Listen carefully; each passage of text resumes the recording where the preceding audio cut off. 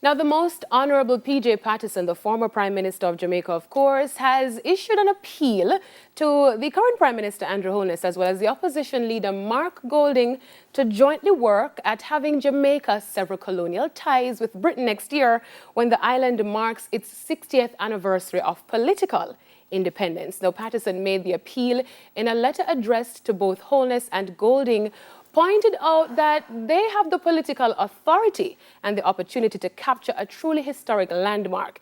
He says it is repulsive to contemplate a diamond jubilee where our constitution rests in an order in council dated the 23rd of July 1962, and the head of the state who does not reflect our own image and enables every Jamaican to aspire in reaching the highest position within their native land. Now, he pointed out that Jamaica has been actively engaged in discussions about moving towards a republican system for some time before the country marked the 40th anniversary of independence. And now we're approaching 60, so 20 years later, the conversation has started, but nothing has been done. Nothing has been done. And I feel like I've heard the narrative before, not necessarily about the Republic, that's new, but definitely about removing the Queen as our head of state. I've heard that a lot. Well, the conversation would have been reignited now because Barbados did that just earlier this week and did so in such fine fashion too. I mean, a lot of persons were applauding Barbados for doing that.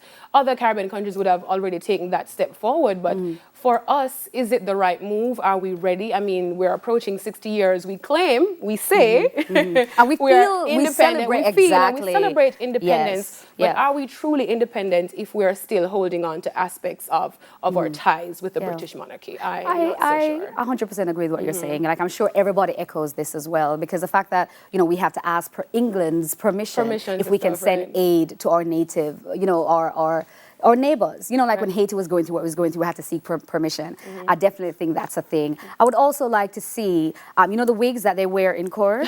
I would also you want them to stop doing that? I think that's time for that to go as well. Okay. The white wigs. The white wigs, right? I think it's time. I think, whilst we're here, Jamaica's always been a leader in the Caribbean, the voice of Jamaica as it relates to stuff like this. So I'd like to see them definitely follow suit. I know too that Barbados had their independence after us 5 years later, and they have taken the steps before we have, and we've just been having the conversation, but we're not really putting anything in place to move it forward. So maybe now is the time. I mean, we just have around 8 months thereabout before the 60th celebration of independence, the Diamond Jubilee. So if the conversation is to be had, it needs to be had now. Because I think it was tabled last year in 2019 or 2020. They tabled the topic, so it needs to come back and get. But do you think we're ready though? Because I heard one person describe it quite interesting. Having a kid, you have a child, you have a daughter. I do. She's a teenager now, and she's fine being at home with mommy and everything.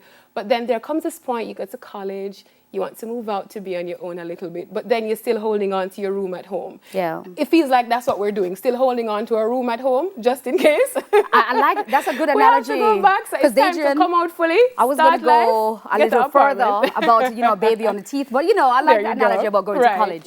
Yes, I like that. So in other trending topics, got measures used to counter the Delta variant should remain the foundation for fighting the coronavirus pandemic, even in the face of the new Omicron version of the virus. Now, World Health Organization officials said on Friday that they're acknowledging that the travel restrictions imposed by countries may buy some time. So while about 36 countries worldwide have reported Omicron infections, including India on Thursday, the numbers so far are small outside of South Africa, which is facing a rapid rise in COVID-19 cases and where the new variant may be becoming dominant. Still, much remains unclear about Omicron, including whether it is more contagious, as some health authorities suspect, whether it makes people more seriously ill, or whether it can evade vaccine protection.